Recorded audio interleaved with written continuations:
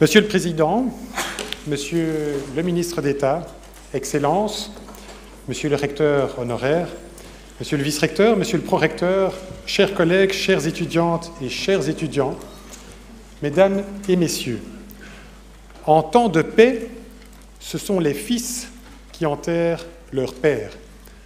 En temps de guerre, ce sont les pères qui enterrent leurs fils. Ces mots d'Hérodote ont résonné depuis 2500 ans, tout au long de notre histoire, l'histoire de notre continent. Ils se sont faits particulièrement sonores dans notre pays, il y a juste 100 ans, en 1914. Ils expriment la tragédie d'un conflit qui allait devenir une grande guerre européenne, puis une guerre mondiale. Ce premier conflit mondial a placé face à face plus de pays, plus de soldats. Il a provoqué plus de morts et de blessés et causé plus de destruction matérielle que toute autre guerre antérieure. Ce fut une guerre qualifiée de totale, marquée par le massacre et les déportations de civils et par un génocide. Ces mots d'Hérodote, vous les avez choisis le 10 décembre 2012, Monsieur le Président, lors du discours que vous avez prononcé en recevant le prix Nobel de la paix décerné à l'Union européenne. De fait, l'Union constitue une remarquable réalisation technique par la création d'un grand marché, d'une monnaie unique, de politiques communes. Mais elle est aussi autre chose, et peut-être avant tout autre chose. Elle est œuvre de paix. Le 2 février 2010, à l'occasion de la remise du titre de docteur honoris causa, vous avez déclaré ici même, à l'UCL, qu'il importait d'enthousiasmer les nouvelles générations pour l'idée européenne, alors que le populisme, inverse du courage et de la responsabilité, et l'État spectacle constituent le plus grand danger pour la démocratie. Vous ajoutiez, et je vous cite, « L'Union européenne est bien sûr notre seul moyen de survivre sur le plan économique et écologique. Sans l'Europe, nous serions à présent dans la crise des années 30. L'Union est le seul instrument pour défendre nos idéaux et nos intérêts dans ce monde globalisé. Mais l'Europe est aussi l'ouverture sur l'autre, sur 27 pays, sur 23 langues, avec sa diversité de religions et de philosophies. L'Europe est à l'opposé des forces négatives qui ne reconnaissent pas l'autre dans sa spécificité. L'Europe est du côté des forces positives caractérisées par le respect, l'enthousiasme, l'espoir, la compassion et l'entraide. » Fin de citation. Votre présence est un honneur pour notre université. Et je vous remercie très sincèrement que vous ayez accepté d'évoquer les défis qui se présentent aujourd'hui à l'Union européenne dans une université, et en particulier à l'UCL, n'est pas sans signification, du moins à nos yeux. L'engagement européen de notre institution, qui compte parmi les plus anciennes de la carte universitaire européenne, est profond. Il en va de même de son ouverture sur le monde. 1/5 de la population de l'UCL aujourd'hui est composée d'étudiants internationaux, issus des 5 continents et représentant 130 nationalités différentes. Certains d'entre vous sont dans la salle. Fondée en 1425, notre université entretenait dès sa fondation, des relations intellectuelles avec d'autres régions d'Europe, et notamment avec les universités de Cologne et de Paris, avec lesquelles des échanges d'étudiants et de professeurs existaient déjà à l'époque. Au début du XVIe siècle, on compte à l'université de Louvain entre 8 et 12% d'étudiants internationaux. Ce taux a évolué au gré de l'histoire, mais depuis la fin de la Seconde Guerre mondiale, ce nombre s'est à nouveau accéléré. L'an dernier, l'UCL a accueilli plus de 5000 étudiants internationaux. Je dois évidemment ajouter, Monsieur le Président, que votre présence parmi nous ce soir constitue en réalité doublement un honneur pour notre alma mater. D'abord, parce que vous avez accepté d'inaugurer l'année académique de l'Institut d'études européennes de l'UCL, mais aussi parce que la leçon que vous allez nous livrer ce soir annonce celle que vous dispenserez au second quadrimestre. Au nom de l'UCL, je voudrais déjà vous remercier tout particulièrement, Monsieur le Président, pour ce privilège que vous nous accordez et qui suscite un grand enthousiasme, à commencer par le Cercle des étudiants du Master 120 en études européennes, que nous organisons en collaboration avec l'Institut d'études européennes de l'Université Bruxelles-Saint-Louis. J'en profite pour dire à quel point je me réjouis de pouvoir préciser que le partenariat existant entre l'Institut des études européennes de l'UCL et celui de l'Université Bruxelles-Saint-Louis sera non seulement renouvelé, mais aussi amplifié au cours des prochaines années. Je salue aussi la présence du professeur Hugues Dumont, président de l'Institut d'études européennes de l'Université Bruxelles-Saint-Louis, qui animera l'échange qui suivra cette conférence. Je saisis aussi l'opportunité qui m'est donnée pour évoquer la nécessaire interaction entre les sphères académiques et institutionnelles.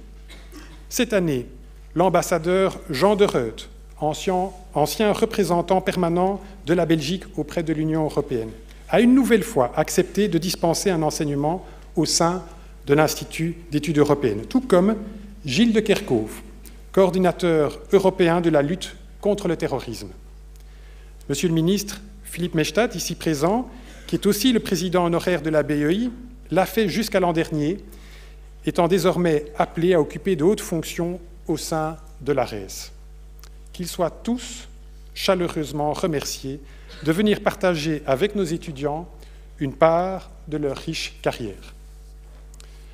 Monsieur le Président, vos propos sont attendus avec un vif intérêt par notre communauté universitaire, par nos étudiants venus nombreux vous écouter. Un deuxième auditoire a dû être mobilisé pour accueillir toutes les personnes qui souhaitaient vous entendre. À ceux qui nous suivent sur un écran, depuis le Socrate 11, je précise d'ores et déjà que M. Van Rompuy viendra vers vous à la fin de la conférence.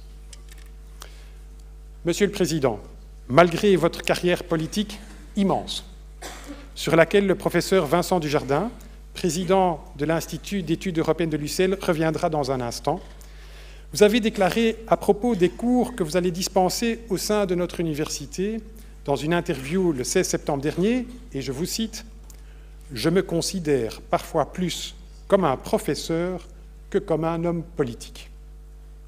Je terminerai dès lors en rappelant que les universités sont des institutions culturellement européennes, parce qu'elles sont nées en Europe, parce qu'elles sont historiquement européennes, qu'elles ont contribué au maillage d'une conscience européenne, la recherche du savoir, le lien entre recherche et enseignement, ainsi que l'approche dialectique du savoir, incarnée dès le Moyen-Âge dans la pratique de la disputatio, ancêtre du cours d'université.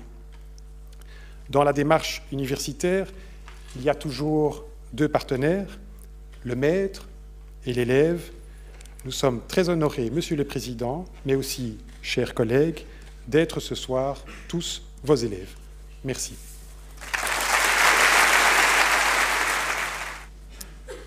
Monsieur le Président du Conseil européen, Monsieur le Recteur, Monsieur le Ministre d'État, Excellences, Monsieur le Recteur honoraire, Monsieur le Vice-Recteur, Messieurs les doyens, chers collègues, chers étudiants, Mesdames et Messieurs, heureusement, il neigeait ce matin-là. Les vols de certains chefs d'État ou de gouvernement ont été retardés. Mais lorsque tous les premiers ministres étaient arrivés à Bruxelles pour une réunion du Conseil européen, aucune solution n'était validée. Or, il fallait absolument éviter un échec de la réunion aux conséquences désastreuses. La neige vous a permis de faire attendre durant plus de 2 heures tous ces premiers ministres sans trop les irriter, afin de trouver au préalable un accord avec Nicolas Sarkozy et surtout Angela Merkel. Nous sommes le 11 février 2010, l'Europe se trouve dans la tempête. Vous devez présider votre premier Conseil européen, dont l'agenda est bousculé par la faillite qui plane sur la Grèce. Mais la crise financière de la Grèce peut devenir celle de la zone euro et même celle de l'Union européenne. Bref, même si vous rappelez toujours que le président du Conseil européen n'est pas le président de l'Europe, le momentum est pour vous des plus délicats. Il n'était pas écrit que le président du Conseil européen devait être un économiste et un ancien ministre du budget. Mais ces acquis auront assurément beaucoup compté lorsque la crise économique et financière et celle de la dette souveraine des États battaient leur plein et qu'il fallait aussi compter avec un acteur particulièrement puissant, les marchés financiers. C'est donc sous votre houlette que le Conseil européen a pu donner les impulsions nécessaires pour faire face à la crise et notamment pour éviter que l'euro, qui avait contribué à construire l'Europe, ne conduise à son délitement. Je me souviens de votre venue ici même il y a juste 2 ans, quelques jours avant l'annonce de l'octroi du prix Nobel à l'Union, auquel M. le recteur vient de faire allusion. On vous demandait si vous craigniez que la Grèce soit contrainte de quitter la zone euro. Et vous aviez répondu que vous pensiez qu'on allait vous demander quand la Grèce allait quitter la zone euro et pas si elle allait la quitter, mais vous avez directement ajouté que vous gardiez confiance. 2 ans plus tard, vous publiez un ouvrage que vous intitulez, à l'instar de votre leçon de ce soir, « L'Europe dans la tempête », sans point d'interrogation. C'est que les défis de l'Union restent nombreux. Des leçons de la crise restent à tirer, notamment que la zone euro est aussi forte que son maillon le plus faible. Une monnaie commune implique davantage de politique commune. Le sentiment d'urgence en la matière ne peut s'estomper sous peine de ne pouvoir surmonter une future tempête. Dans votre ouvrage, vous dites que vous avez dû fabriquer en 2010 un canot de sauvetage au milieu de la tourmente. Où en sommes-nous aujourd'hui alors que l'Union européenne se trouve en proie à des forces centrifuges et se doit de trouver un nouvel équilibre entre solidarité, responsabilité et subsidiarité? D'autres défis, qu'ils soient démographiques, politiques, énergétiques, climatiques, sont parfois mondiaux.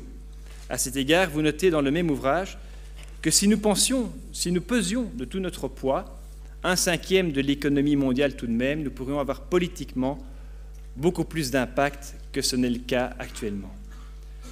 Vous évoquerez peut-être aussi la crise ukrainienne, les menaces de ce que l'on appelle l'État islamique, ces menaces qui pèsent sur le monde et sur l'Europe, la montée des populismes confirmée par les récentes élections européennes, la question britannique et le projet de référendum sur l'appartenance à l'Union. Devant introduire ce soir M. Van Rompuy, ma tâche est particulièrement aisée. Permettez-moi, car vous le connaissez tous, alors permettez-moi, dès lors, Monsieur le Président, de ne relever que quelques étapes de votre parcours politique. En 1975, vous rejoignez le cabinet du Premier ministre Léon Tindemans, qui est amené cette année-là à rédiger le fameux rapport sur l'Union européenne. À ce moment, l'idée européenne que vous avez qualifiée de la plus généreuse du XXe siècle vous passionnait déjà, puisque rhétoricien, vous organisiez en 1963 un colloque sur l'Europe. L'année 88 vous verra devenir à la fois sénateur, secrétaire d'État et président du CVP. 5 ans plus tard, vous devenez ministre du budget, vice-premier ministre, dans le contexte d'austérité imposé par l'Union économique et monétaire européenne. Élu président de la Chambre des représentants en 2007, vous devenez Premier ministre en 2008. Lors de votre toute première participation au Conseil européen, votre personnalité impressionne les chefs d'État ou de gouvernement de grands pays voisins, si bien que vous ne restez au 16 rue de la Loi que 11 mois, avant de rejoindre l'autre côté de la même rue pour présider aux destinées du Conseil européen. Ainsi, à travers vous, la Belgique allait occuper l'un des postes les plus en vue au niveau européen. On dit souvent que la fonction fait l'homme. Dans votre cas, il revenait à l'homme de faire la fonction de façonner un leadership qui n'était pas clairement défini. Vous avez aussi établi un dialogue au plus haut niveau avec les grands leaders mondiaux, du président américain au président chinois, qui vous a encore reçu lors de votre dernière visite en Chine. Il reste que si la confiance gagnée auprès des chefs d'État et de gouvernement vous a été renouvelée pour un second mandat que vous achevez bientôt, ce bref rappel illustre combien votre tâche n'était pas aisée. Mais l'Europe n'a-t-elle pas précisément aussi avancé malgré et parfois grâce aux crises? Je voudrais citer ici un autre docteur honoris causa de notre université qui n'était autre que Robert Schuman. En recevant son titre à Louvain en 1958, il disait « Sans doute notre tâche ne fut guère facile et nous avons connu avec des périodes de découragement et des attaques parfois violentes, des moments de haute lutte avec nous-mêmes. Mais nous étions certains d'être sur la bonne voie et nous avons eu l'énergie voulue pour continuer notre route et y voir notre mission. Voilà qui vous rapproche peut-être des pères de l'Europe, Monsieur le Président. Agir avec audace ne doit pas conduire à manquer de sagesse, du sens des réalités ou de prendre le bon chemin, la bonne route, pour reprendre le mot de Robert Schuman, afin d'atteindre l'objectif fixé. Vos mots sont pesés, sous-pesés, parfois avec une balance de pharmacien, ce qui renforce l'écoute de votre parole lorsqu'elle se fait plus sonore. Il est urgent de conclure. Comme l'a évoqué Monsieur le Recteur, après votre exposé, un débat sera animé par le président de l'Institut d'études européennes de l'Université Saint-Louis, le professeur Hugues Dumont. Dans la foulée, le prix récompensant le parcours d'un étudiant du Master 120 en études européennes, au sein duquel vous nous faites le grand honneur d'enseigner cette année, sera remis. Et au terme de la soirée, vous serez tous et toutes les bienvenus à une réception qui se tiendra entre le Socrate 10 et le Socrate 11. Monsieur le Président, tout en vous exprimant notre profonde gratitude pour votre présence ce soir, j'ai l'honneur et le plaisir de vous céder immédiatement la parole.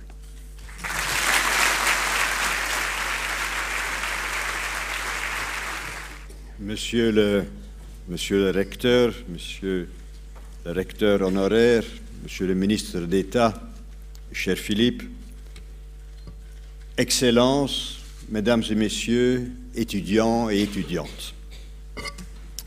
D'abord, je vous remercie pour ces mots très gentils. Je remercie aussi pour cette audience inespérée. J'ai prévenu mes amis politiques dans le temps, un jour, je ne sais pas lequel, un jour, je deviendrai populaire. Voilà. C'est chose faite. C'est chose faite. Mesdames et Messieurs, je vais amender légèrement le titre de mon exposé, l'Europe dans la tempête, plutôt dans des tempêtes, parce qu'il y en a plusieurs. Et je commencerai bien sûr par l'économie. Et vous avez évoqué mon tout premier Conseil européen, il y a bientôt 5 ans. Devant vous se trouve d'ailleurs un candidat retraité, donc je suis dans les derniers 2 mois de mon mandat et de ma vie publique et politique, mais je reprendrai de plus belle à l'UCL, donc c'est une très belle compensation. Mais il y a entre 2000 et 2010 la crise de l'eurozone.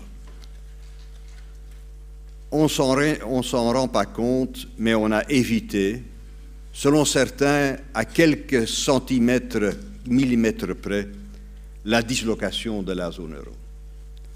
Je dis bien selon certains.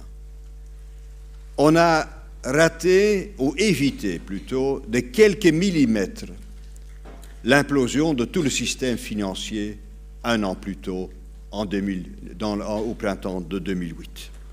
Donc on a vécu une période très dangereuse, extrêmement dangereuse. Ça, si on aurait eu l'implosion de la zone euro, la dislocation de la zone euro, et je suis d'accord avec la chancelière Merkel quand elle a dit que la fin de l'euro pourrait être la fin de l'Union. Et la fin de l'Union, c'est la fin, comme vous l'avez dit, Monsieur le Recteur, la fin du plus grand projet de paix dans l'histoire humaine. On ne s'en rend pas compte. Donc ça veut dire que l'enjeu n'était pas uniquement un enjeu monétaire, un enjeu technique, c'était un enjeu beaucoup plus vaste. Mais bien sûr, on n'est jamais reconnaissant de ce qui ne s'est pas produit, parce qu'on n'a pas vu les effets. On a tiré pas mal de leçons de cette crise. Et on a découvert comment on était hautement interdépendant. Je me souviens toujours que le président chinois me posait la question « Mais expliquez-moi, Monsieur le Président du Conseil européen, la situation en Grèce. La Chine, 1 milliard 300 millions d'habitants, et je devais expliquer la situation d'un petit pays de 10 millions d'habitants. Et en fait, la situation de la Grèce était une menace non seulement pour l'eurozone, mais pour l'économie mondiale.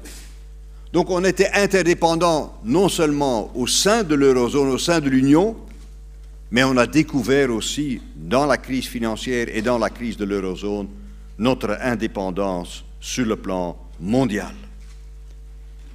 La deuxième grande leçon, c'est que, et elle paraît banale, c'est qu'on ne peut pas avoir une monnaie commune sans des politiques communes. On ne peut pas avoir une monnaie et avoir 17, 18 et maintenant 19 politiques budgétaires, économiques et autres totalement différentes. Donc l'un nécessite l'autre. Et en fait, on a découvert qu'on a besoin de plus d'Europe, plus d'intégration certainement de la zone euro.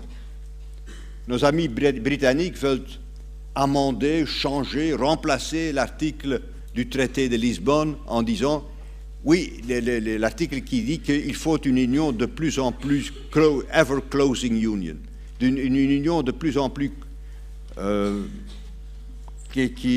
mot, on parle tellement l'anglais qu'on oublie le terme en français, mais ever-closing union, je vous laisse l'imagination de la traduction. Mais en fait, on a besoin surtout d'une ever-closing eurozone. On a besoin d'une économique et monétaire beaucoup plus profonde, beaucoup plus approfondie qu'on l'a eu jusqu'en 2008.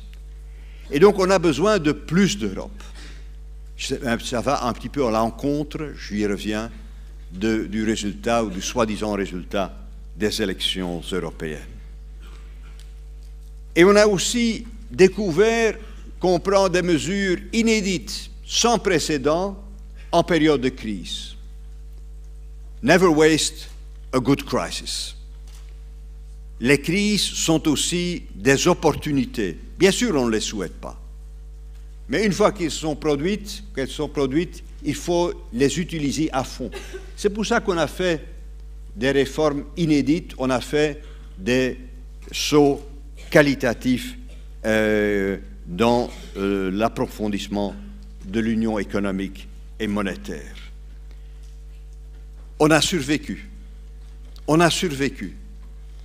a maintenu non seulement l'euro, on a maintenu la stabilité de l'eurozone. Maintenant, les taux d'intérêt dans l'eurozone, c'est un signe de confiance.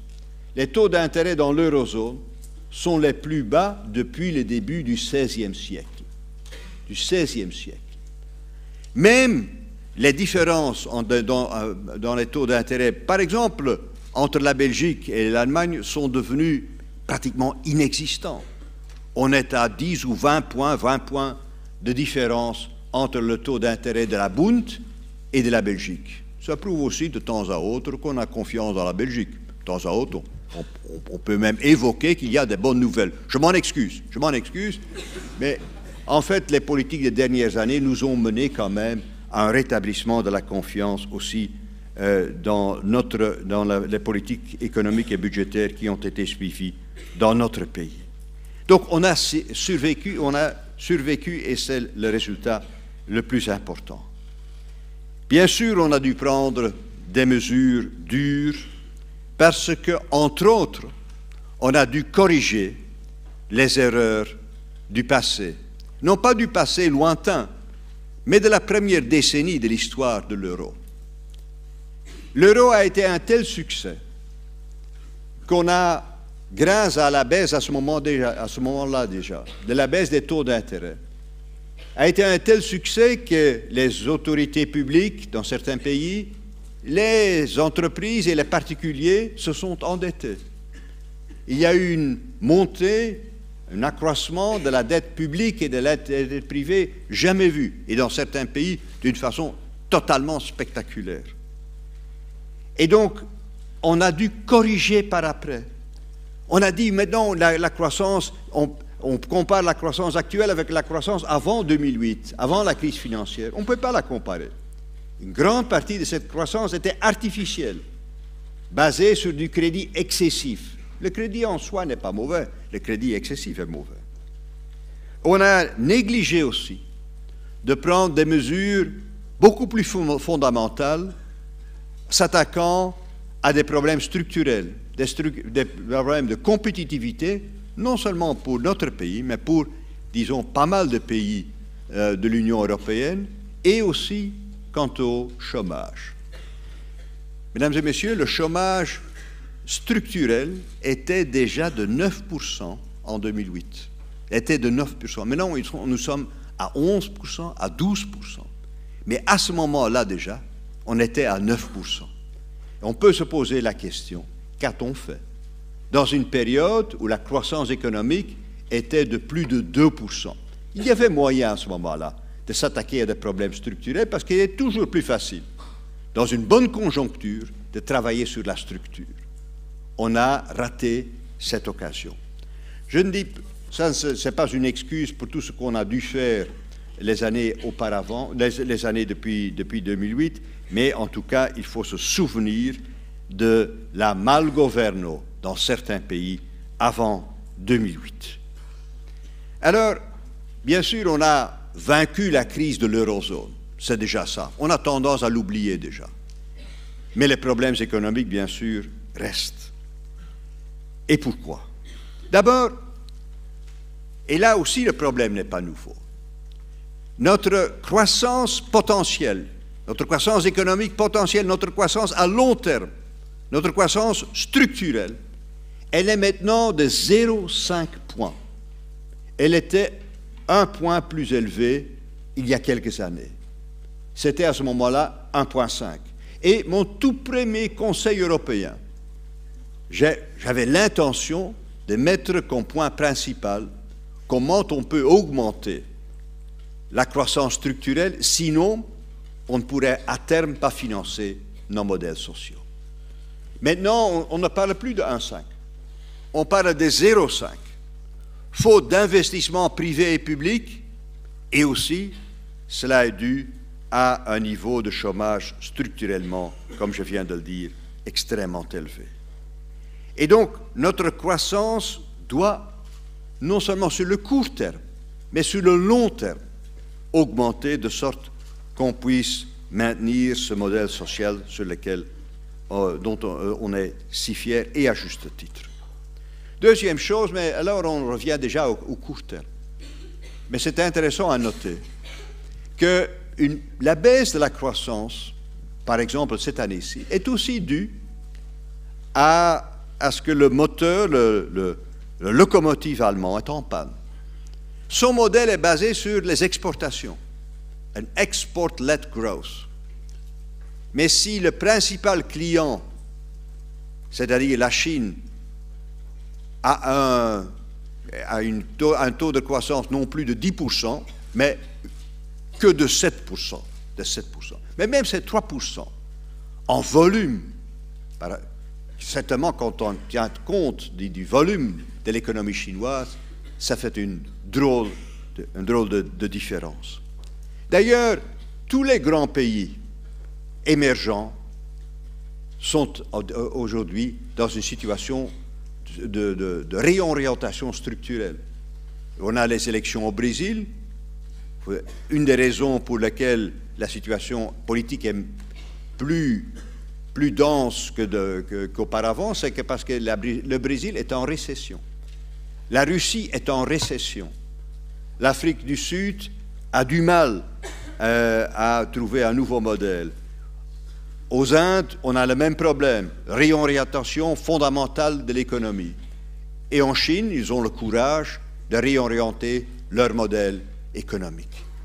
Et donc, tout ça, bien sûr, contribue à ce que ceux qui dépendent des exportations, aussi maintenant, ont de plus grandes difficultés que d'autres. Et le moteur, le locomotive allemand joue un très grand rôle, bien sûr, dans l'eurozone.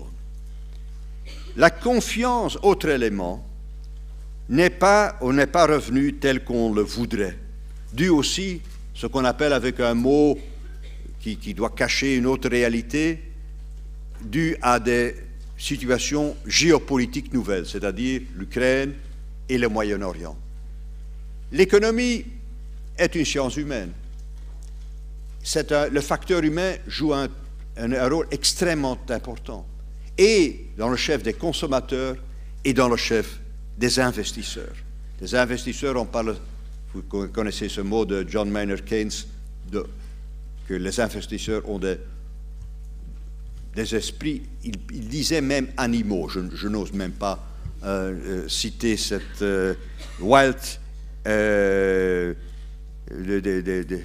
des sentiments qui ne sont pas trop humains.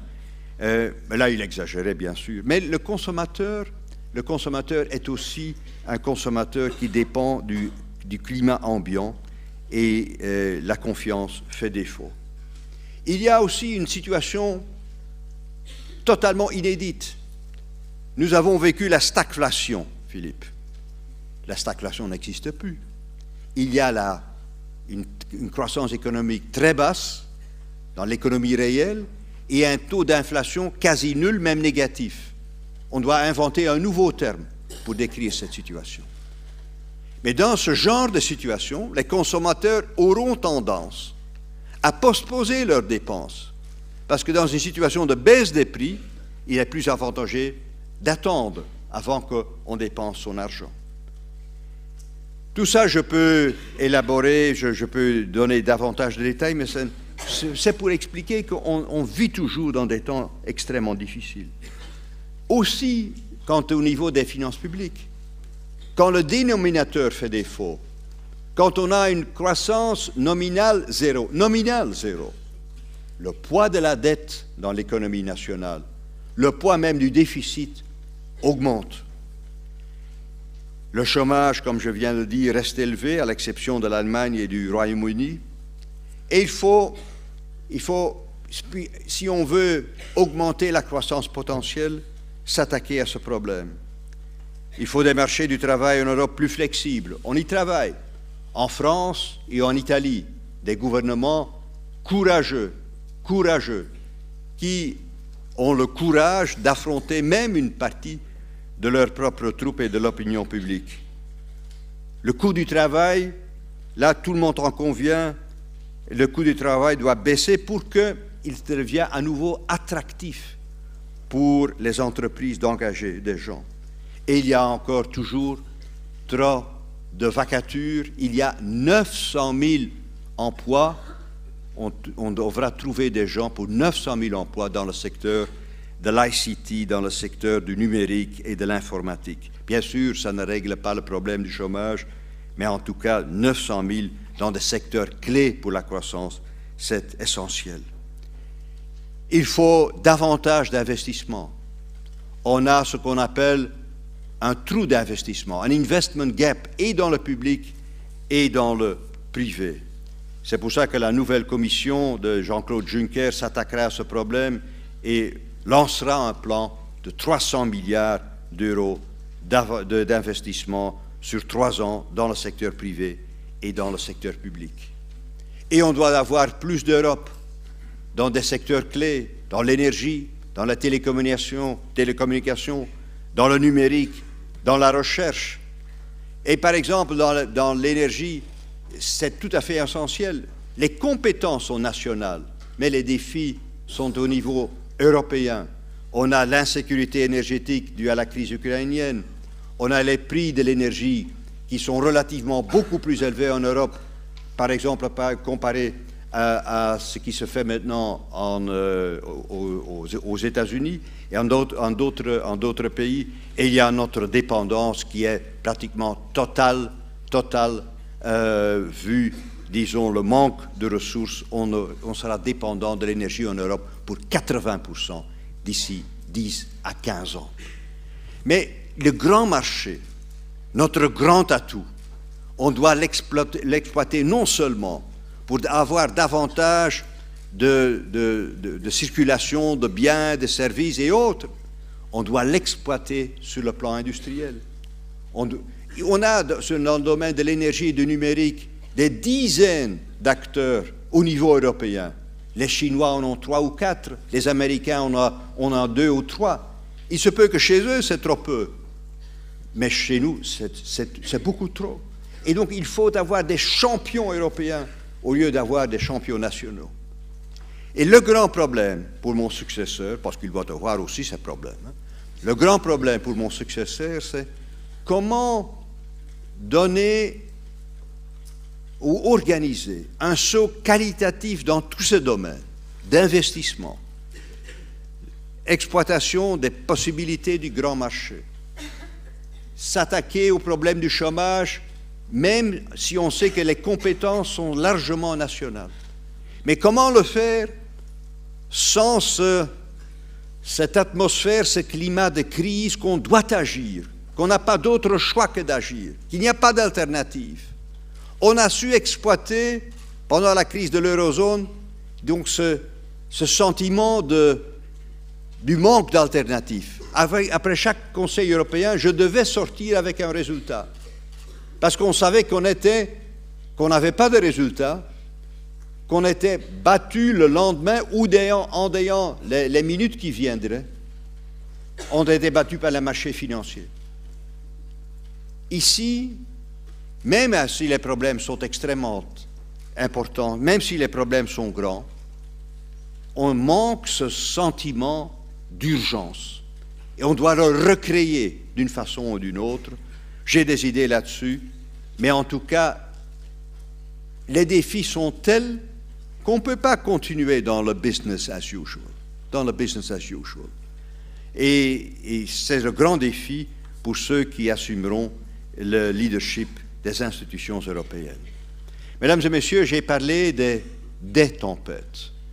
Parce que si de février 2010 jusqu'à fin 2012, début 2013, on était toujours dans la crise de l'eurozone, après, il y a l'agenda de la politique extérieure qui est devenu dominant dans l'agenda du Conseil européen. Et entre autres, le problème ukrainien a été un problème clé dans tout ça. Et je citerai plusieurs crises internationales et à chaque fois, j'essaierai d'indiquer le rôle de l'Europe ou le manque de rôle de l'Europe. Dans la crise ukrainienne, on est même responsable, je ne dis pas de la crise, mais de la situation dans laquelle on se trouve. Pourquoi? Parce qu'on a négocié un accord d'association avec l'Ukraine, comme avec la Géorgie, comme avec le pays le plus pauvre sur le continent européen, la Moldavie. On a répondu à une demande de ces gouvernements. En Ukraine, c'était encore très flagrant. On a négocié avec un président qui venait de l'Est et qui parlait en fait le russe. Donc, notre interlocuteur était le plus crédible possible. Et on a négocié un accord d'association, inclus un accord de libre-échange. Le président ukrainien de ce moment-là, M. Yanukovych, m'a dit, écoute, on a divisé sur l'OTAN entre l'Est et l'Ouest, mais on est unis sur le choix européen. On est unis sur le choix européen. Et on a négocié de bonne foi pendant des années, jusque l'automne 2013, où ce même président nous a dit « je ne signerai pas ». Je ne signais pas parce qu'il y a une pression externe, devinez. Et le peuple de Kiev a fait la révolte, ce qu'on appelle la révolte de Maïdan, totalement inattendue. Jamais, personne n'avait cru que tout cela était possible et qu'il y aurait une telle volonté d'appartenir au monde européen. Personne d'entre nous n'oubliera les drapeaux européens au moment où l'euroscepticisme régnait dans l'Europe occidentale et dans d'autres parties de l'Union européenne. Et donc c'était un choix voulu du peuple ukrainien. Et donc on a négocié de bonne foi parce que ça répondait à leurs demandes et leurs souhaits. Vous connaissez la suite des choses. Ça a créé une instabilité d'abord à Kiev. Ensuite, le président s'est enfui. Il y a eu l'annexation de la Crimée, 3% ou 5% de l'économie de la population de l'Ukraine, et la déstabilisation qui continue jusque maintenant. Et c'est non seulement dommage, parce qu'on empêche ce pays de faire ce choix européen. Ça n'empêche pas qu'ils aient de bonnes relations avec leur grand et puissant voisin, qu'est la Russie. On a décidé sur des sanctions économiques qui nous autres nous font mal aussi. On a décidé sur des sanctions économiques, politiques et autres, non pas parce qu'on les aime tellement, non pas parce que c'est un but en soi, mais parce qu'on veut on négocie sérieusement, qu'on négocie sur la stabilité dans la région, qu'on négocie sur la paix, qu'on laisse ce pays faire son choix en respectant les lois internationaux, en respectant son intégrité territoriale. C'est un conflit qu'on n'a pas recherché, c'est un conflit qu'on veut résoudre, c'est pour ça qu'on investit aussi tellement dans ces initiatives de paix. Mais bien sûr, it needs two to tango. Il faut être deux à avoir la volonté politique de trouver un accord. Je dirais, et je l'ai dit aussi à nos amis russes, à un moment donné dans l'histoire, on doit se réaliser que le passé ne revient plus jamais. La France, l'Allemagne, bien sûr, le Royaume-Uni ne sont plus les puissances qu'ils ont été. Ils ne sont plus. Certains ont mis un certain temps pour s'y résigner. L'Algérie française, souvenez-vous. Mais c'est chose faite. La page de l'histoire est tournée. Bien sûr, ils ont leur spécificité, leur identité nationale, mais le choix a été fait pour se regrouper dans une entité nouvelle qu'est l'Union européenne. Le passé ne reviendra plus jamais. On ne peut pas changer le passé. On ne peut changer que l'avenir. Et aussi certains autres, entre autres la Russie, doivent tourner la page de l'histoire et s'investir dans la modernisation de leur économie, dans la prospérité de leur propre population, comme nous autres, nous l'avons fait. Nous avons fait la paix et nous avons créé la zone la plus prospère au monde. Il y a un autre domaine, une autre région qui est dans notre voisinage, comme on l'appelle, le voisinage, le neighborhood, mais ça va très loin, le voisinage, ça dépasse le quartier. En fait, le Moyen-Orient, ce sont aussi nos voisins. Ce sont aussi nos voisins. Et on a vécu le printemps arabe. C'est aussi totalement inattendu. C'est comme en fait mai 68 dans le temps. Le grand titre dans le monde, dans le printemps de 68, « La France s'ennuie ». La France s'ennuie, c'était le titre. N'oublierai jamais. Alors il y a eu cette crise de mai 68, qui est non seulement une crise politique, mais qui a été pour nous une crise de civilisation, un changement de civilisation. Eh bien, dans le monde arabe, quelque chose de pareil s'est produit. Ça prend du temps avant que la situation se stabilise, mais bien sûr, il y a eu des situations qui sont pas uniquement instables, mais même insupportables. Le seul pays qui a réussi le printemps arabe, c'est ce petit pays, c'est la Tunisie. J'ai été à la grande conférence dans laquelle on a voté ou célébré la nouvelle constitution. C'est un moment émouvant que ce pays, comme seul, a émergé du printemps arabe pour faire le choix définitif pour la démocratie. Dans d'autres pays, ça s'est produit d'une façon beaucoup plus dramatique et beaucoup plus difficile. Mais la situation la plus dramatique, c'est la Syrie, où tout a commencé aussi d'une façon très pacifique et où le régime a répondu par la violence. Par la violence a débouché sur 200 000 morts et des millions de gens déplacés. Vous savez, dans ce petit pays du Liban, on est avec 1 million de réfugiés sur une population de 5 millions. Dans ce petit pays de la Jordanie, on est à 1 million de réfugiés, même plus, avec une population de 7 millions. Il y a pratiquement 1 million de réfugiés dans ce plus grand pays, qui est la Turquie. On ne s'imagine pas ce qui se produit sur le plan humain, dans cette partie du monde. Nous sommes, avec l'Europe, le plus grand donateur humanitaire, 3 milliards d'euros déjà qu'on a déboursés pour aide humanitaire. On n'intervient pas militairement. Et la communauté internationale fait face à sa plus grande défaite. L'histoire en jugera. Parce que si la communauté internationale avait réagi à temps, la situation ne serait pas ce qu'elle est devenue. C'est une très grande leçon. On intervient en Irak, certains même en Syrie, militairement. On livre des armes à certaines autorités de l'Irak, les Kurdes et autres. On est beaucoup plus actif là. Ce n'est pas une lutte entre l'Occident et l'islam. C'est une lutte entre la civilisation et la barbarie. Et on s'est engagé parce que c'est tellement excessif, tellement invraisemblable dans cette première partie de notre siècle qu'on doit intervenir.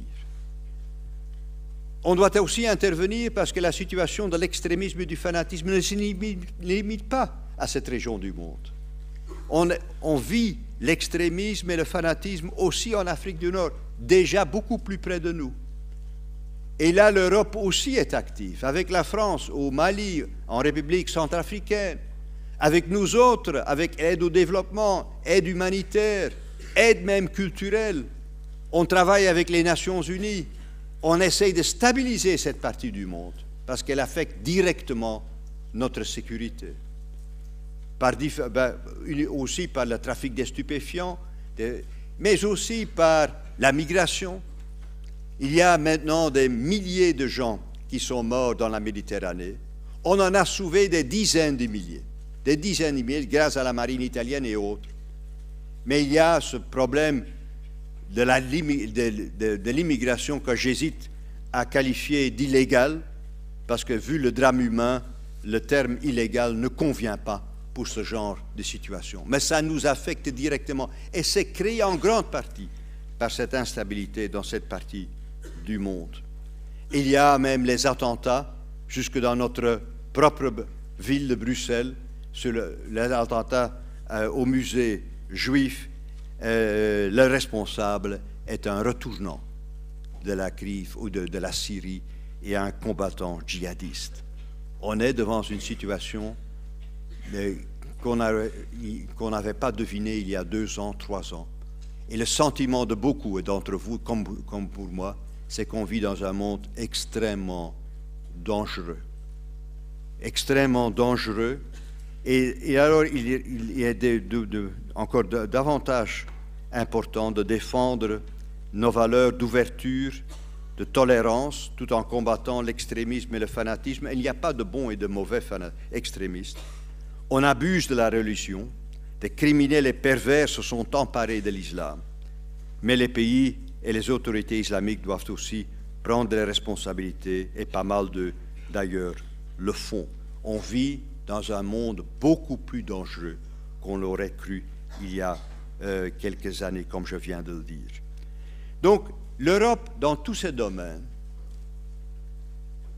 est engagée, soit sur le plan humanitaire, soit sur le plan militaire, soit sur le plan politique, mais il faut avouer, et que nous ne sommes pas les seuls d'ailleurs, qu'il y a aussi un sentiment d'impuissance par rapport à ces événements, et certainement dans le monde arabe, tout a commencé avec quelque chose de généreux, de révolutionnaire, le printemps arabe. Ça s'est dégénéré dans un conflit, comme je viens de le décrire, qui n'est pas un conflit entre l'Occident et l'islam, mais entre la civilisation et la barbarie. L'Union européenne a ses problèmes, mais ses problèmes propres, mais pas de guerre et de paix. Monsieur le recteur a évoqué tout au début, disons, le core business de l'Europe. De quoi s'agit-il en fin de compte? Il s'agit de guerre et de paix, et en l'occurrence ici, on a fait le choix pour la paix. La dernière guerre qu'on a vécue, l'avant-dernière guerre qu'on a vécue sur le sol européen, c'est la guerre dans le Balkan, c'est dans l'ex-Yougoslavie, avec des actes de génocide. Mais quelle est la situation actuelle? Et c'est un élément aussi d'espoir, que ces pays-là, l'un après l'autre, veulent faire partie de l'Union européenne. Ils savent que s'ils veulent, dans leur région, dans le Balkan occidental, avoir une paix durable, il n'y a qu'une issue, il n'y a qu'un choix, c'est d'avoir des liens très forts avec l'Union européenne ou même de devenir des membres de l'Union européenne. C'est pour ça qu'on négocie maintenant avec la Serbie. La Serbie a fait l'effort de normaliser ses relations avec le Kosovo. Ça va avec des hauts et des bas. Mais elle a fait l'effort de réconciliation. La réconciliation qui est dans le cœur de la construction européenne. On a des relations avec le Kosovo sur le plan économique et sur le plan social. On a même un accord avec eux. On négocie avec le Monténégro.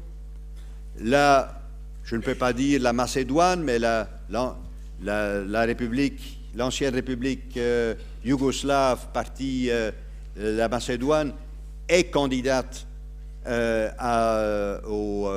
pour adhérer à l'Union européenne et le grand problème reste la Bosnie et l'Herzégovine. Mais tout le reste, la Croatie est déjà membre même de l'Union européenne. Mais l'espoir là, c'est qu'une région qui a été atteinte par la guerre civile, par le génocide, eh bien, elle peut changer le cours de l'histoire. History is made by man. Et l'Union européenne est là pour les accueillir. C'est pour cela aussi que cette autre partie de l'Europe, elle peut faire, elle doit faire le choix européen. Son avenir est là, tout en gardant d'excellentes relations avec ses voisins.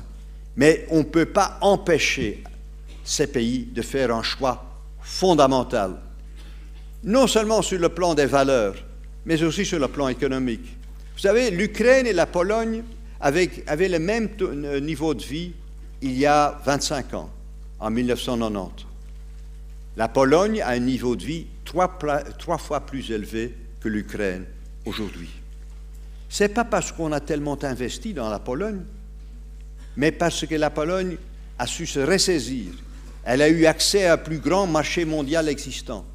Elle a subi la concurrence, mais elle a trouvé des débouchés.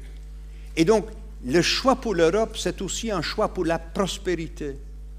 Dans les pays baltes, bien sûr, il y a des minorités, mais quand on compare leur niveau de vie avec ceux de leurs voisins, bien, le choix est vite fait. L'Union européenne est la clé, la porte royale vers la prospérité. Ça paraît, dans cette période de crise, un petit peu curieux, mais il faut faire la part des choses. Et alors, quand une bonne analyse, il faut faire, disons, il faut aller jusqu'au cœur du problème. Eh bien, l'Union européenne est non seulement une œuvre de paix, ça reste pour beaucoup de pays une œuvre de prospérité. Et ma deuxième partie, mais ça sera beaucoup plus bref, rassurez-vous, c'est l'idée européenne. L'idée européenne est-elle en danger ou pas? Et bien sûr, il y a les élections européennes. Et la part euro-négative, eurosceptique n'a jamais été aussi importante. Mais il y a aussi 75% des parlementaires qui appartiennent à des partis politiques, des formations politiques, qui ont un projet européen positif. On a tendance à l'oublier. Il y a bien sûr 25%. On ne doit pas les négliger, on doit en tenir compte, il doit toujours écouter l'électeur et en tirer les leçons. Mais il y a aussi 3/4 du Parlement européen qui a fait un autre choix. Le populisme, deuxième réflexion, existait aussi avant la crise financière et la crise de l'eurozone. Moi, j'appartiens à une région qui en sait davantage que d'autres. En 2004, un parti ouvertement raciste et xénophobe faisait 24% des voix. 24% des voix. La même chose s'est produite en Autriche, même en France. En 2002, le père Le Pen faisait 18%, il était deuxième dans le combat présidentiel. Donc le populisme, l'anti-européanisme existait bien avant la crise de l'eurozone. Le mouvement s'est amplifié, ça je ne lis pas, mais dans une bonne analyse, il faut voir d'où on vient, bien sûr où on va, mais aussi d'où on vient. L'anti-européanisme a du soutien à gauche et à droite. L'Europe, là on retrouve dans le langage, doit fermer ses frontières, c'est le retour au protectionnisme. On doit toujours se protéger. mais c'est autre chose que d'avoir du protectionnisme.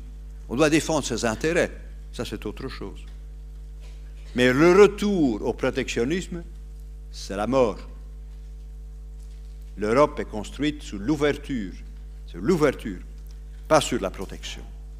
Et c'est le grand, disons, un des grands résultats depuis 2008 sur le plan mondial, c'est qu'on a évité un retour en arrière, ou on a évité le retour plutôt du protectionnisme sur le plan mondial. Bien sûr, il y a des tendances, il y a des mesures prises par certains pays qui sont déplorables, mais en général, on a su garder l'ouverture. Mais on ne doit pas, en Europe, certainement pas en Europe, on n'a pas besoin de ce retour en arrière. D'ailleurs, tous ceux qui sont critiques par rapport à l'Europe,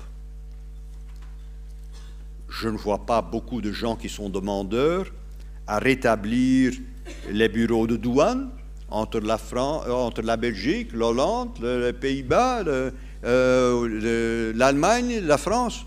Il y a peu ou pas de candidats. Même le retour aux monnaies nationales. En Grèce, ils ont voté dans des situations invraisemblables en 2013.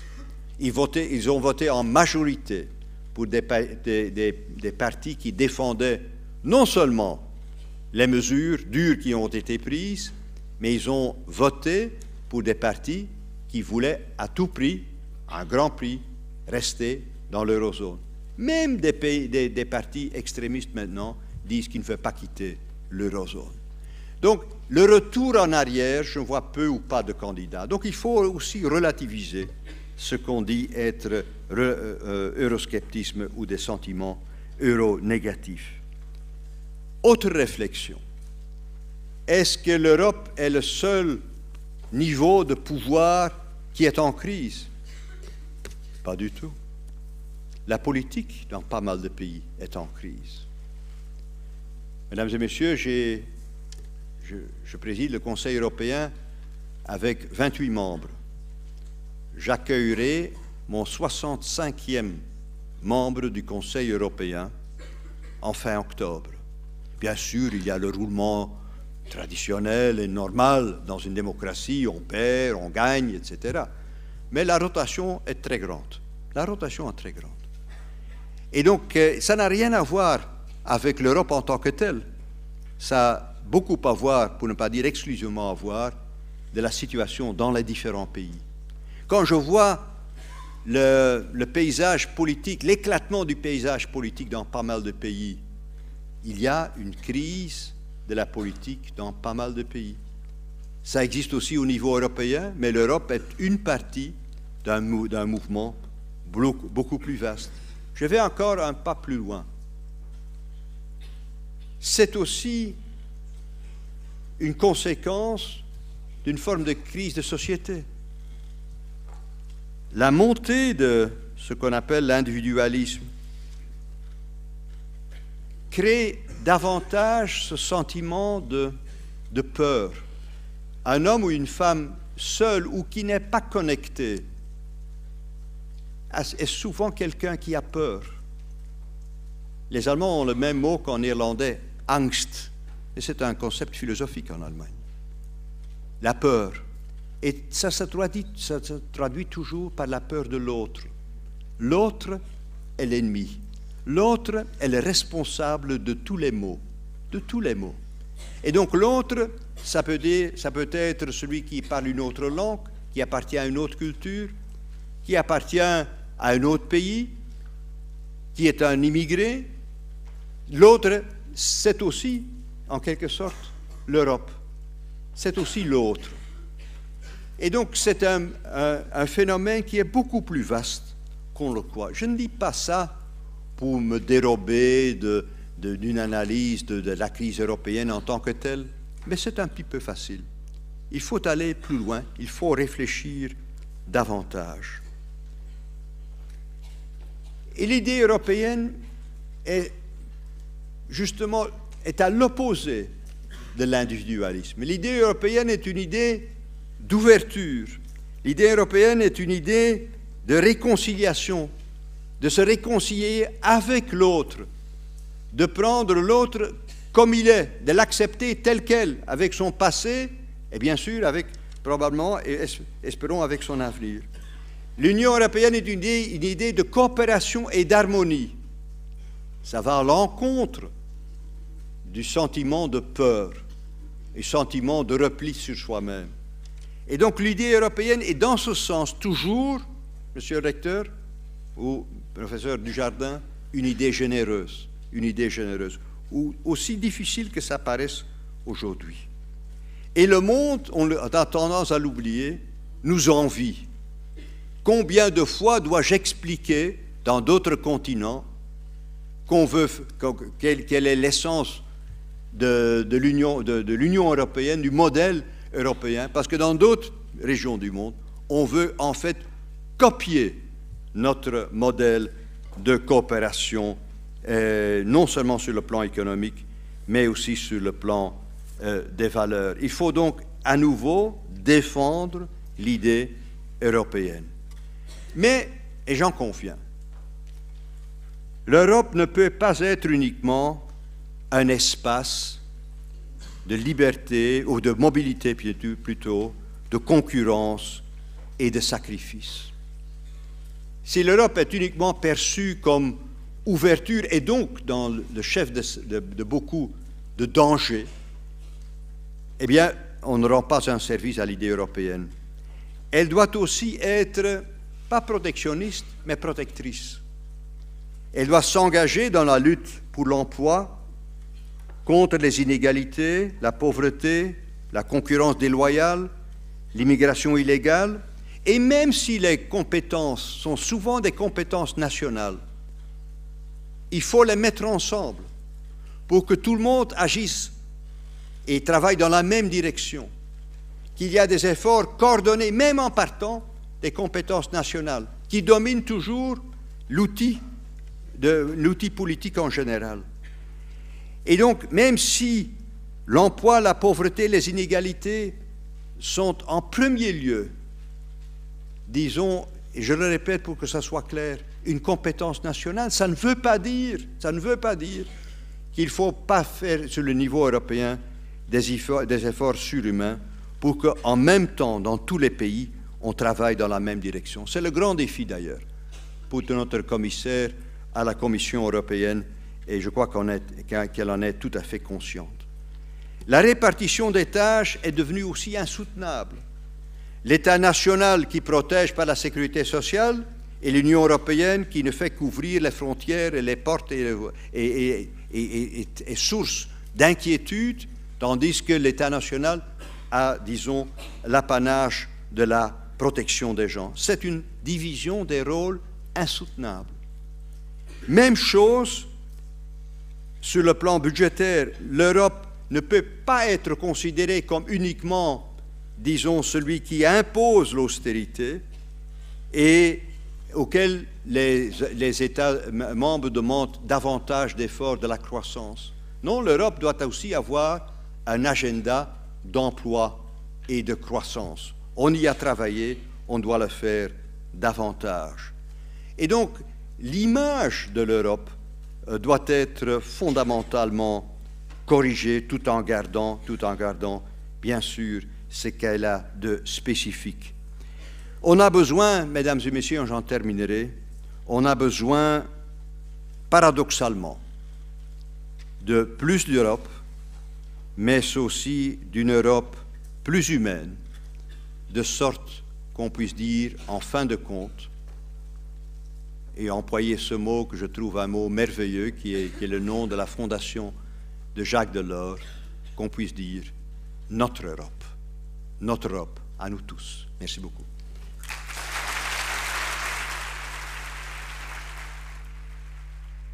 Étudiants, le temps du débat est arrivé. Traditionnellement, le président de l'Institut d'études européennes de l'UCL, Vincent Dujardin, proposait à ce moment du débat un résumé de la conférence. Alors, je ne suis pas du tout sûr que c'est indispensable parce que M. Van Rompuy a été d'une clarté limpide, comme il l'est d'ailleurs dans le petit livre qu'il vient de publier et que je recommande très très chaleureusement aux étudiants de lire. C'est un modèle de pédagogie. Enfin, tout de même, je vais très très brièvement synthétiser l'essentiel. Dans une première partie, vous avez rappelé évidemment les tempêtes que nous avons traversées. La toute première, l'économie. On a échappé à quelques millimètres à l'implosion de la zone euro. Mais au fond, cette crise, quelque part, s'est révélée bénéfique, même si le drame du chômage, notamment, ne peut évidemment pas être sous-estimé. Mais c'est vrai qu'il y a des leçons positives que l'on a pu tirer. Nous avons pris conscience de notre interdépendance. Nous avons pris conscience qu'une monnaie commune sans une plus grande intégration n'était pas viable. Et donc, on a quand même réussi un saut qualitatif. Alors certains, là je sors un instant de votre exposé, je prépare peut-être une réponse. Vous pouvez peut-être tout doucement, chers amis étudiants, penser à formuler une question, une bonne question, mais pas de crainte ni de tremblement. Il est permis de poser une question qui n'est peut-être pas parfaite, mais réfléchissez pendant que je fais mon résumé. Et donc, j'en glisse une au passage. Certains vous ont reproché au chef d'État et de gouvernement d'amplifier l'intergouvernementalisme, de menacer la méthode communautaire.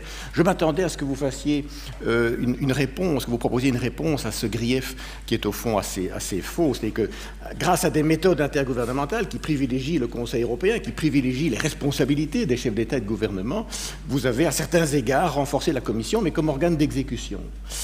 Mais on pourrait en reparler.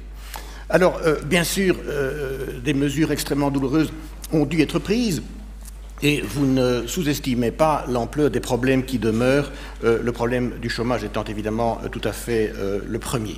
Et donc vous lancez des défis pour votre successeur en disant il faut qu'il ait le sentiment de l'urgence. Vous avez vécu, au fond, avec le sentiment de l'urgence, et ça vous a donné des ailes comme président, avec votre méthode faite de discrétion, d'honnêteté.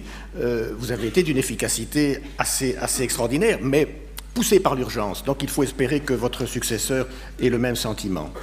Dans les tempêtes, vous évoquez évidemment l'agenda de la politique extérieure, qui a aussi pris une place prépondérante au sein du Conseil européen. Bon, vous évoquez l'Ukraine. J'avoue peut-être que c'est la partie de votre discours qui me convainc le moins, oserais-je vous le dire. Le conflit, l'Union européenne ne l'a pas recherché. Vous dites non, sans doute, mais ne pouvait-elle pas en partie prévoir ce qui est arrivé? Je suis tenté quand même de vous poser la question. En ce qui concerne la politique de voisinage avec la rive sud de la Méditerranée, de nouveau ce phénomène de l'imprévisibilité du politique, sur lequel vous insistez évidemment à juste titre.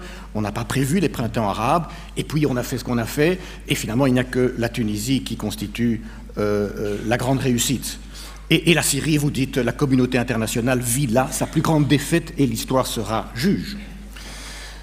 Vous évoquez enfin, dans votre deuxième partie, l'idée européenne, en relativisant, au fond, une présentation qui est souvent faite, selon laquelle cette idée serait menacée par les populismes, par le repli sur soi. Finalement, le populisme, l'anti-européanisme, c'est une vieille histoire, et vous rappelez le succès du Vlaamse Blok et de Le Pen.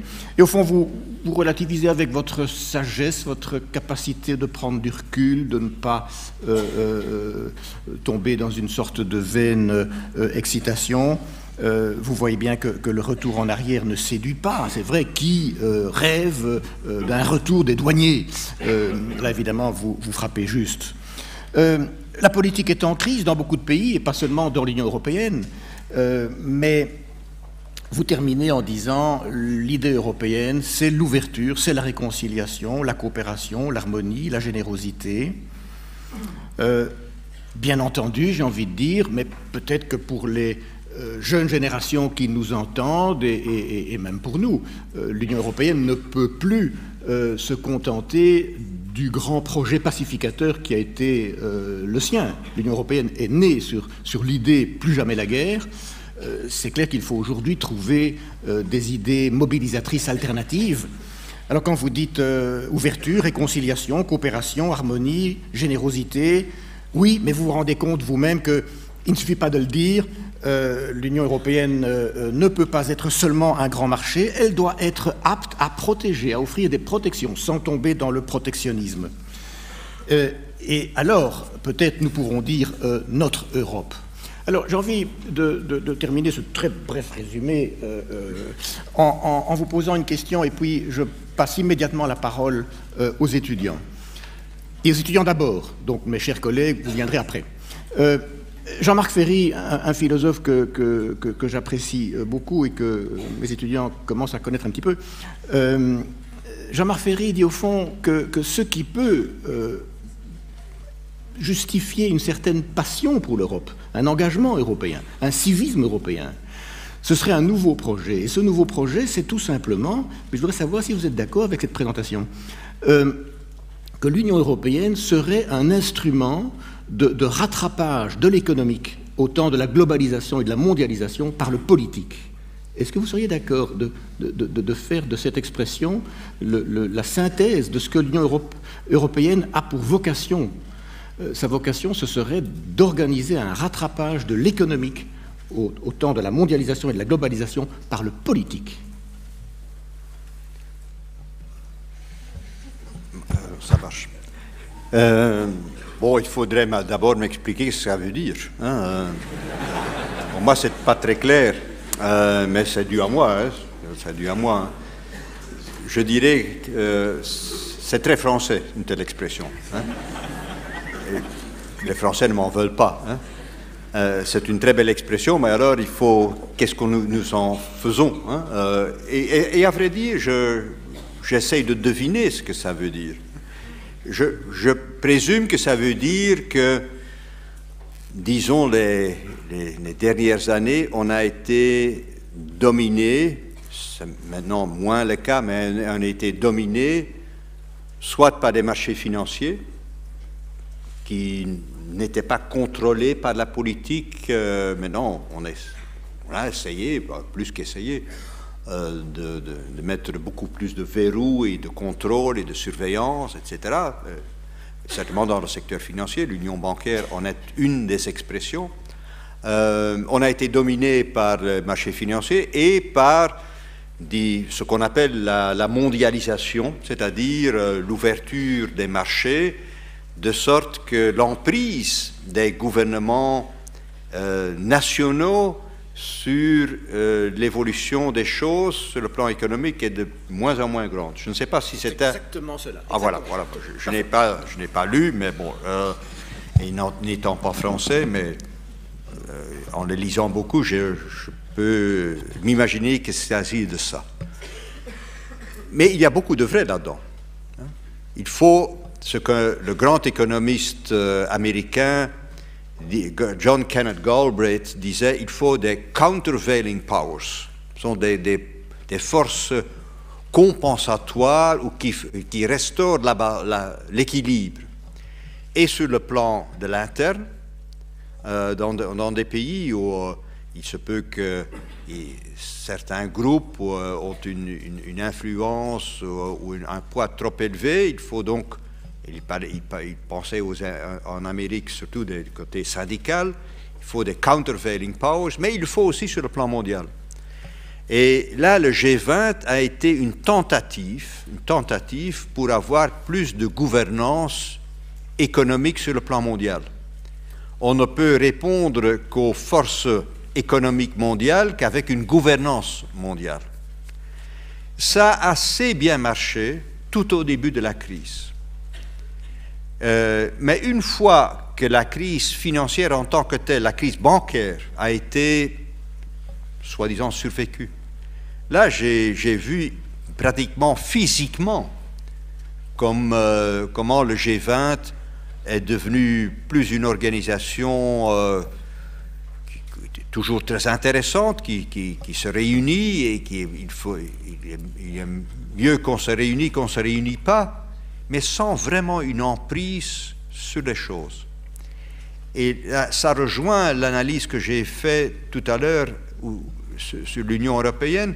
Une fois le sentiment de crise perdu, uniquement ce climat de crise qui s'est évaporé, alors il devient très difficile de mobiliser les gouvernements et les pays. Et ça s'est produit certainement aussi au niveau mondial. Donc, mais la seule réponse à des forces, disons, aveugles, plutôt anonymes, la seule réponse pour contrecarrer des évolutions négatives, c'est précisément une sorte de gouvernance au niveau soit européen, soit mondial. Un bémol, mais je ne sais pas si c'était dans... l'auteur l'a remarqué, mais il y a aussi des pays entiers qui ont largement profité, et des pays pauvres, des pays en voie de développement, de la mondialisation. S'il y a maintenant des centaines de millions de gens qui ont quitté l'extrême pauvreté, c'est dû à certaines politiques dans certains pays. Mais ces pays ont fait à plusieurs reprises le choix de l'ouverture, ne citant que la Chine, le Brésil et autres. Donc, la mondialisation n'a pas empêché, c'est la moindre chose qu'on puisse dire, disons, il n'a pas empêché que des pans entiers de la population mondiale a quitté l'extrême pauvreté. On a tendance à l'oublier. La globalisation, la mondialisation n'est pas une voie à sens unique, uniquement dans le négatif. Au contraire, et on doit en tenir compte. Voilà, merci beaucoup pour cette réponse. Attendez, on va d'abord voir qui lève le bras pour organiser un tout petit peu les choses. Oui, très bien. Donc, notre étudiant qui est intervenu en dernier lieu pose la question de savoir si M. Moscovici est crédible dans sa fonction de futur commissaire, compte tenu de ce que la France n'a peut-être pas très bien maîtrisé sa dette. Mais je ne sais pas si c'est une question à laquelle vous allez pouvoir répondre. Donc, il y a 3 questions.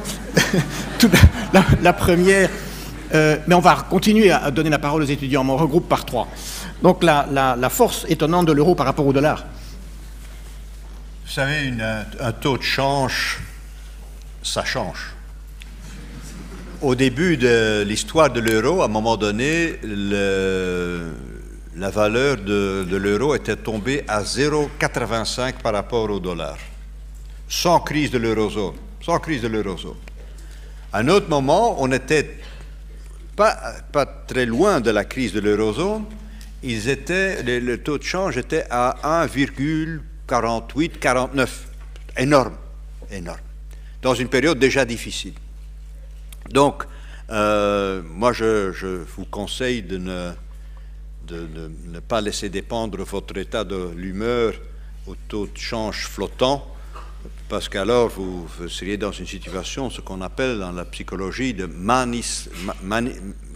en néerlandais c'est manis dépressif. Moi, je crois qu'en français, je me fais comprendre quand j'emploie ce terme. Maintenant, il se fait que la valeur de l'euro a tombé jusqu'à 1,25, 1,26, parce que ça reflète un petit peu aussi la différence en politique de taux d'intérêt entre les États-Unis et l'eurozone. Donc ça dépend de beaucoup de facteurs. Le facteur de taux d'intérêt joue un très grand rôle, le facteur d'incertitude joue un autre rôle. Mais dans toute la période, même dans la crise de l'eurozone, on n'a pas vu un écroulement du taux de change de l'euro.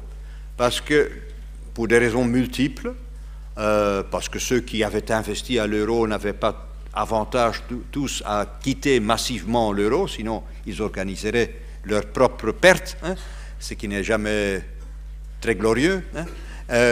Mais il y a aussi ceci que l'euro a eu un noyau dur pendant toute la crise, qu'on le veuille ou pas. Et le noyau dur, c'était l'Allemagne, c'était d'autres pays, et la France était en bonne posture pendant toute une période. Et donc l'évaluation de l'euro ne se faisait pas uniquement à la marge. Il se faisait aussi parce que le hardcore de l'euro était considéré, d'ailleurs à juste titre, comme très, très solide. Mais donc la valeur de l'euro, ça a changé disons, pendant toute la période. Mais à terme, je crois, si on peut encore davantage approfondir l'union économique et monétaire et rendre la zone de l'euro plus stable encore qu'elle l'est aujourd'hui, ce sera une valeur non seulement forte, mais stable. Espérons aussi pas trop forte, hein, parce que ça empêche d'être compétitif à certains moments. Mais là, à nouveau, la politique est responsable de beaucoup de choses, mais la valeur de change, elle est moins responsable de ce qui se produit à ce niveau-là. Alors, pour le fiscal, même après le traité de Lisbonne, la plus grande partie de la fiscalité reste une compétence nationale.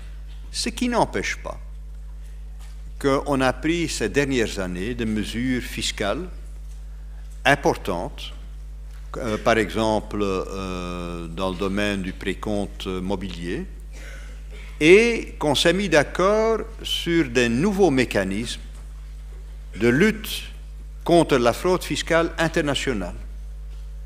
Entre autres, par nos décisions sur l'échange automatique de pas mal de données, de plus en plus importants, de données de comptes financiers. Ça a été un mouvement international sous l'égide de l'OCDE, avec une très grande collaboration aussi des Américains, qui, s'ils y mettent le paquet, bien, les choses bougent, mais aussi sur le niveau européen, au niveau européen. Et j'ai même mis cette lutte contre l'évasion et la fraude fiscale à l'ordre du jour d'un Conseil européen qui a été avec pratiquement ce point comme seul point sur l'agenda. Et donc ça a débouché sur des mesures très concrètes et on a gentiment encouragé certains pays qui n'étaient pas si engagés dans la lutte contre la fraude fiscale. Je ne citerai pas de nom pour ne pas être désobligeant et ne pas créer un incident diplomatique dans les 2 mois qui me restent, mais encourager certains pays qui étaient moins engagés de prendre des mesures qu'ils n'avaient pas envisagées peu de temps avant. Je suis suffisamment vague pour me faire comprendre. Mais donc c'est un thème qu'on a abordé malgré le fait que les compétences au niveau de fiscalité sont toujours des compétences qui sont largement nationales. Mais donc on a utilisé, disons d'une façon intelligente, les pouvoirs qu'on a eus pour lutter contre ce fléau qu'est la fraude et l'évasion fiscale sur le plan international. Alors, sur la toute dernière question, si j'ai bien compris votre propos, vous avez commencé à dire que moi je ne considérais pas que le gouvernement français n'est pas courageux. Non, c'est l'inverse que j'ai dit. C'est l'inverse. J'ai dit que le gouvernement français et italien sont engagés, disons, dans des réformes courageuses. Donc là, je tiens à rectifier le tir. C'est une chose. Une deuxième chose, quand on parle de dette d'un pays, eh bien, la dette, c'est la somme de tous les déficits des périodes antérieures. Ça fait que les responsabilités sont souvent partagées. Je m'exprime à nouveau avec la prudence du Sioux. Hein? Je ne vais pas faire l'addition de l'accumulation de dettes dans les périodes où la gauche était au pouvoir ou dans les périodes où la droite était au pouvoir, mais sans avoir fait un calcul précis, je crois que c'est 50-50, hein, pour ne pas faire la différence. Hein. Donc c'est un petit peu facile de dire vous êtes responsable de ça, etc. Et donc en tirer des conclusions sur la crédibilité de certaines personnes ou de certains gouvernements. Donc il faut faire ici aussi, comme toujours, je m'excuse de mes nuances, je fais la part des choses. Troisième, oui, mais de temps à autre, il est bien de dire tout. Hein. Quant à la crédibilité de M. Moscovici, là, on verra. On doit juger les hommes et les femmes par leurs actes et pas commencer avec des procès d'intention. Si on aurait cru tout ce qu'on a dit de moi avant que j'assume ces fonctions, mieux vaut ne pas le relire.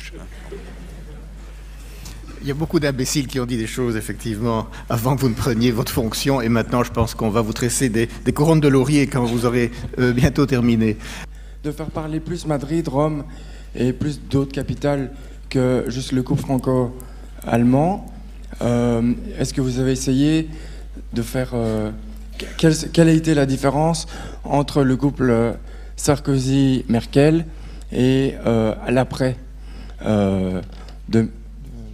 2012. D'accord, donc l'atmosphère au Conseil européen. Deuxième question. Tout au fond, là, oui. Bonsoir. Donc, vous avez parlé précédemment de plus d'Europe. Alors j'aimerais bien simplement avoir votre avis sur les États-Unis d'Europe. Oui, ce sont tous des bonnes questions. Bon, je ne vais pas m'attarder sur si j'aime plus le Mercosur que d'autres. Laissez-moi simplement dire ceci, que j'ai rencontré pour la première fois François Hollande quand il était encore candidat à la candidature pour le Parti socialiste. Donc, j'ai des amis partout, je fais des connaissances partout, j'essaie de travailler avec tout le monde. J'ai visité François Hollande quand il a été élu. Il a été élu le dimanche. J'ai été le mercredi à Paris pour lui rendre visite au quartier général du Parti socialiste, pour lui dire et pour lui montrer que, bien sûr, j'avais un lien un petit peu spécial avec le président Sarkozy parce qu'il était à l'origine de mon élection, mais que ça ne m'empêche pas d'avoir des relations personnelles et politiques avec son successeur. Il a beaucoup apprécié ce geste. Et je l'ai fait délibérément. On travaille avec tout le monde. On travaille avec tout le monde, avec tous ceux qui font partie du Conseil européen. Et la situation a changé profondément par rapport à mon début. Au début, il y avait une majorité qui appartenait au PPE. Maintenant, c'est pratiquement 50-50. Et donc, on continue à travailler, à trouver des accords. Donc, là, il faut, dans notre tradition belge, et là, l'expérience belge aide, bien sûr, on vit avec tout le monde, on essaye de s'entendre avec tout le monde, parce qu'on a un objectif. Pas parce qu'on aime tout le monde, mais parce qu'on a un objectif commun. Moi, je ne peux pas me permettre d'avoir une relation personnelle plus développée avec un tel qu'un autre. On a un objectif commun, le bien-être européen. Le bien-être européen. Et bien sûr, le tandem franco-allemand marchait, disons, tout au début de mon mandat, mieux que par après. J'ai vu détériorer tout cela, même dans la période où le président Sarkozy était président toujours de la République française. J'ai vu l'intensité de cette coopération diminuer. Et maintenant, bien sûr, elle n'est plus de ce qu'elle était, et tout le monde en convient. Mais ça n'empêche pas qu'il y a des accords et qu'on a travaillé sans accord préalable franco-allemand pour le budget européen. On a trouvé un accord pour le budget européen, c'est déjà pas mal, ça fait combien? 1 trillion, ça fait 1000 milliards d'euros sur 7 ans, avec 28, sans exception, tous devaient donner leur accord. On y est parvenu sans accord préalable franco-allemand. On est parvenu à conclure le plus grand accord depuis en fait le lancement de l'euro, c'est l'union bancaire. On l'a fait sans un accord préalable, mais on a travaillé avec la France et avec l'Allemagne dans le Conseil européen pour obtenir cet accord-là. Donc, des circonstances changent, mais le but est toujours le même, le bien-être ou l'intérêt européen commun. Et donc, on doit chaque fois s'adapter à de nouvelles situations. Mais personnellement, je suis très favorable, depuis longtemps, depuis bien avant que j'assume ce mandat, je suis partisan d'une étroite coopération entre la France et entre l'Allemagne. Non pas parce qu'ils sont des deux pays importants, je l'ai dit d'ailleurs il y a une autre occasion ici devant cet auditoire, mais parce qu'il représente en quelque sorte aussi deux sensibilités, pas deux cultures, mais deux sensibilités dans l'Europe. Et donc, si eux se mettent d'accord, beaucoup peuvent se retrouver dans la solution trouvée. Bien sûr, il faut tout le monde d'abord, mais c'est un grand pas en avant s'il y a un accord franco-allemand. Mais s'il n'y a pas d'accord franco-allemand, on continue à travailler, et on doit trouver des accords, comme pour ma succession. Il n'y a eu pas d'accord préalable, mais on a trouvé assez facilement un accord sur le nom de mon successeur. Les États-Unis d'Europe, il a toujours permis de rêver, mais je ne suis même pas certain que c'est un idéal à suivre. C'est souvent présenté comme la disparition de l'État-nation. L'État-nation ne doit pas disparaître. Les identités nationales ne doivent pas disparaître. Et l'Europe sera toujours tout à fait spécifique. Même la Lettonie, même Malte ne sera jamais comme un État américain qui trouve lui-même d'ailleurs qu'il a une certaine spécificité. Mais on a une histoire, on a une langue, il y a une identité qu'on ne doit pas nier. D'ailleurs, si on nie trop une identité, je ne dois pas vous rappeler ce qui aurait pu se produire en Écosse et au Royaume-Uni. Il faut tenir compte des sensibilités culturelles, des sensibilités de langue, des sensibilités même nationales. Sinon, on peut vivre une dislocation d'États membres et on peut avoir une dislocation de la construction européenne en tant que telle. Je ne me fatigue pas non plus dans le débat sur l'État, le fédéral ou le confédéral, etc. J'ai fait 3 ou 4 réformes de l'État. Ne me demandez pas si c'était fédéral ou confédéral, monsieur le professeur. C'est le fédéralisme avec certains traits confédéraux même, etc. Donc, c'est le genre de débat que je déteste. Hein.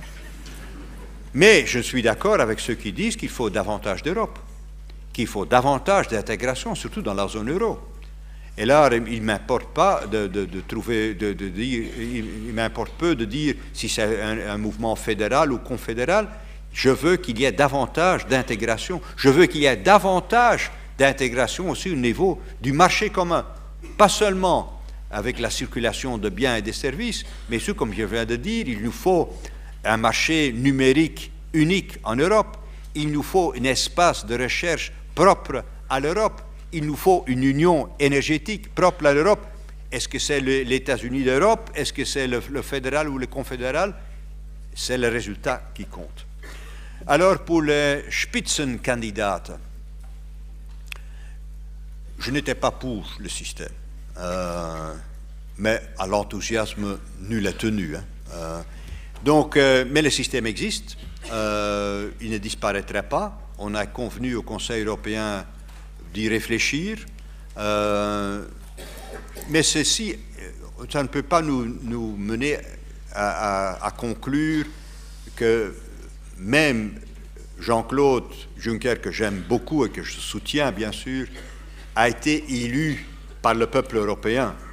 Ça veut dire, lui-même ne croirait pas si on le dirait. Hein.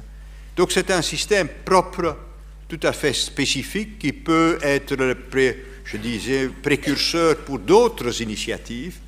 Là, mais il faudra à ce moment-là changer les traités. Et la fois passée, on s'est attelé à changer les traités, ça a pris 7 ans ou 8 ans, bonne chance. Hein. Mais ce qui, en tout cas, je veux nier, et c'est paradoxal, et je profite de l'occasion pour le faire, c'est qu'au Conseil européen, l'élection de Jean-Claude Juncker s'est faite d'une façon beaucoup plus aisée que beaucoup le croient. Et les leaders européens, la plus grande partie, n'ont pas perçu ça comme une lutte entre le Parlement et le Conseil européen. Pourquoi pas? Parce que chacun d'entre eux était engagé dans sa propre formation politique à la désignation de leur candidat. Donc ils étaient engagés dans ce débat en tant que membres d'une famille politique. Et ils n'ont pas perçu ça comme une confrontation entre les deux grandes institutions de l'Union européenne. Est-ce que je présente les choses d'une façon trop rose? Je ne crois pas. Il y a une exception britannique, mais il se fait que le parti du Premier ministre britannique du Royaume-Uni n'appartient pas aux grandes familles politiques. Donc il était dans une situation autre que beaucoup de ses collègues. Il a ressenti tout cela, disons, davantage comme une confrontation entre ces deux institutions. La plus grande partie était engagée dans ce débat interne et a conclu, eh bien, et a tiré toutes les conséquences. Il était convenu que le candidat de la famille politique la plus importante livrerait, disons, pour employer ce mot, le candidat à la Commission européenne, et tout le monde a respecté cet accord. Tout le monde a respecté cet accord, de sorte que la désignation de Jean-Claude Juncker a pris une dizaine ou une quinzaine de minutes au Conseil européen. La grande lutte n'a pas eu lieu. Bien sûr, l'Angleterre a voté contre avec un autre pays, mais tout le reste a voté d'une façon conséquente pour, même d'une façon sans problème, même par ceux qui n'étaient pas membres du parti de Jean-Claude Juncker. Donc, moi, j'ai une toute autre lecture, une toute autre expérience de cette désignation du président de la Commission européenne. Il se peut ici aussi que je donne une présentation peu orthodoxe, mais vous pouvez vérifier. Sinon, on aurait assisté à une lutte fratricide au Conseil européen. D'ailleurs, j'ai évité toute cette lutte fratricide pendant 5 ans et j'essaierai de terminer mon tout dernier Conseil le 23 et le 24 octobre sur un résultat positif, sur un thème extrêmement important, c'est-à-dire le climat, c'est-à-dire un accord européen le plus ambitieux au monde sur la diminution des gaz CO2. Et là aussi, il se peut qu'il y a des divergences au sein de l'Union européenne, des intérêts divergents, mais on essaiera de concilier l'intérêt européen avec les intérêts nationaux, et il se peut même qu'on sert de cette façon l'intérêt du genre humain. Merci beaucoup. Avant de clôturer cette soirée et de passer aussi au Socrate 11, car chose promise, chose due, il nous reste à remettre à un étudiant particulièrement méritant de l'Institut d'études européennes le prix pour l'année 2013-2014. Et donc je vais demander à M. Frédéric Mestag de bien vouloir s'avancer pour recevoir un précieux parchemin.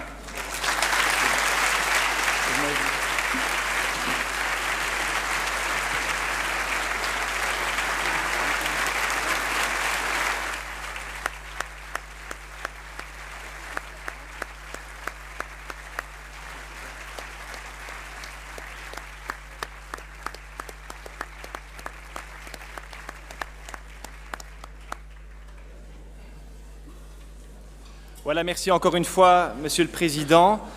3 mois nous séparent des cours que vous viendrez dispenser au sein de notre alma mater et qui vous permettront d'approfondir encore cet échange très apprécié de ce soir.